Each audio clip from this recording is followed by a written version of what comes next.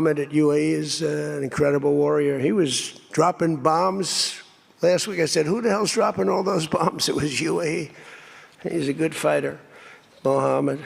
Just hours before signing his Iran deal, did Donald Trump throw his own Arab ally under the bus by boasting on camera that the UAE was dropping bombs in last week's war? As he sold a fragile truce, did the US president casually reveal Abu Dhabi's secret operations against Iran, hinting that Emirati jets were still bombing through the so-called ceasefire?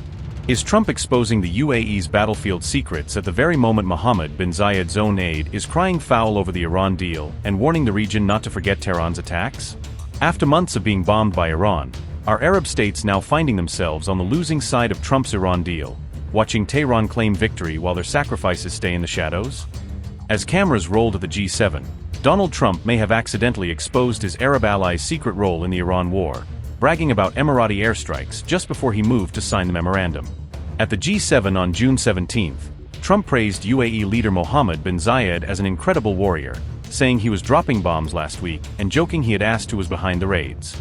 His offhand remark appeared to openly link the Emirates to active military actions during the Iran war, reinforcing earlier reports that Abu Dhabi was striking targets inside Iran.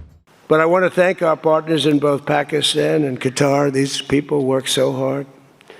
And they knew him a little bit. In the case of Pakistan, quite well. In the case of Qatar, they were sort of at odds. And, you know, Qatar was great because they had right next door. When I flew from there, from that location to Saudi Arabia, I'd fly for 40 minutes, and I'd fly to UAE for 40 minutes. Two great leaders there, by the way. In the case of Saudi Arabia, the father's still alive, and he's fantastic, and the son is going to be great. He's going to be great. The Crown Prince and Mohammed at UAE is an incredible warrior. He was dropping bombs. Last week I said, who the hell's dropping all those bombs? It was UAE. He's a good fighter, Mohammed. Notably, Abu Dhabi has never publicly confirmed any direct role in strikes on Iran, sticking to a cautious public line even as outside reporting suggests a deeper Emirati footprint.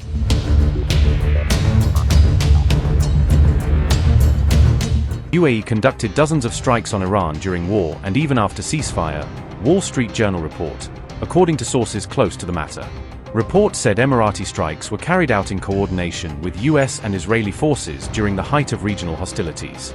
As per Wall Street Journal sources, UAE targeted Qeshm and Abu Musa Islands, both located near the strategic Strait of Hormuz. Bandar Abbas, Lavan Island Refinery and the Asaluya petrochemical complex were also allegedly hit during the operations. Some strikes were reportedly launched after Iran targeted UAE energy and oil infrastructure with missile and drone attacks. The reported Asaluya strike drew global attention over concerns about attacks on critical energy infrastructure in the region. According to reports, Washington later asked Israel to halt strikes on Iranian energy targets to prevent further escalation.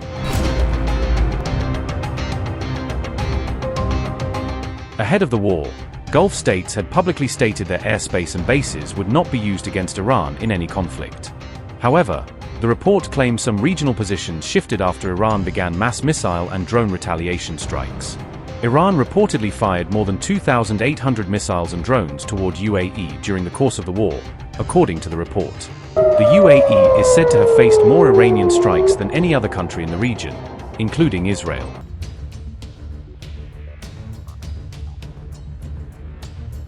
On June 17, MBZ's advisor Anwar Gargash said Iran's attacks on Arab states cannot be ignored, stressing that Tehran did not limit its fire to Israel or the United States. The UAE presidential aide warned that any serious future regional plan must address those attacks directly, insisting Arab security and sovereignty cannot be traded away in a US-Iran bargain. Anwar Gargash said, and I quote, "Talk of new regional arrangements should not overlook a basic fact. Iran did not confine itself to conflict with Israel or the United States. Any serious approach to the future of the region must begin with respect for sovereignty." Unquote.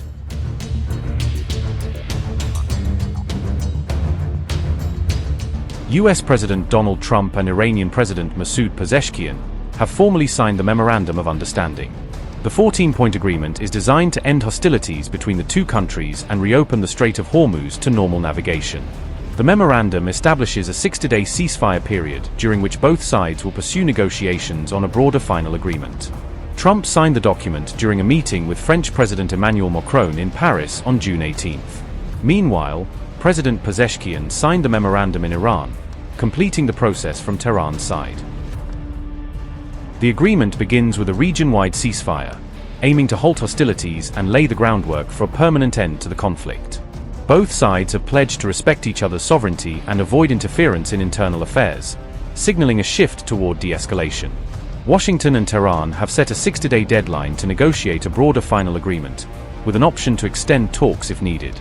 The United States has agreed to begin lifting its naval blockade, while Iran will gradually restore normal shipping through the Strait of Hormuz.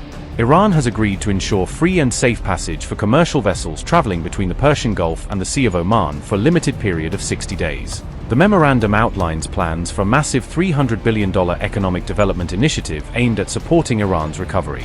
The United States has agreed in principle to discuss sanctions relief as part of a broader and mutually accepted final settlement.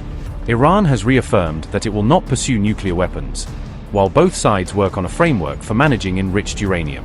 Until a final agreement is reached, Iran will maintain its current nuclear activities and the US will avoid new sanctions or military deployments. The agreement allows for sanctions waivers that could enable Iranian oil exports and related financial services to resume. Both sides will explore pathways toward financial normalization, including discussions on frozen assets and economic access. Once initial commitments are implemented, negotiations will expand to address all remaining issues required for a lasting settlement. Progress toward a final agreement will depend on both sides demonstrating compliance with ceasefire and maritime obligations. Any final agreement is expected to be submitted to the United Nations Security Council for international legal backing and enforcement.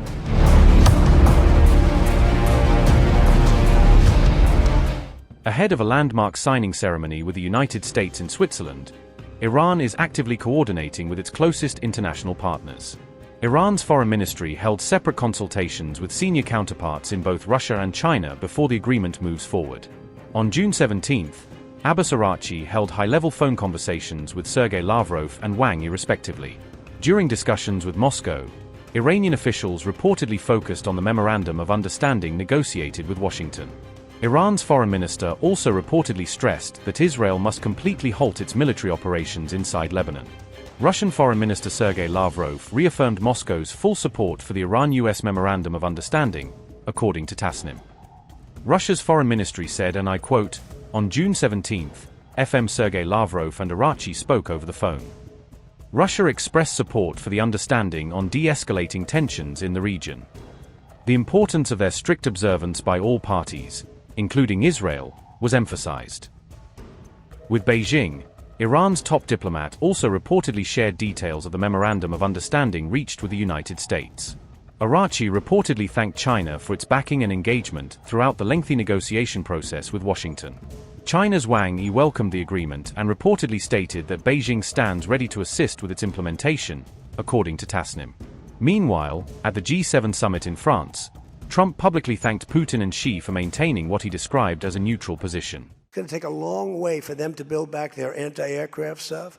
It's going to take, and you know, the other thing I want to thank China, President Xi. I was with him, and he stayed neutral, totally neutral, and I appreciate it. And I want to thank Vladimir Putin. He was very neutral. They could have made it much more difficult for us. And I want to say it. You know, somebody would say, "Oh, that's terrible. He's thanking President Xi of China." Well, let me tell you, I had a long talk with him. You know, they have shoulder weapons to knock down airplanes. That it's not like the real deal, but they're accurate. They're fairly accurate. I said, I would really appreciate you're not giving or selling any of that stuff to Iran. And you know what? For the most part, he didn't. So I just want to thank them because they made it a lot better.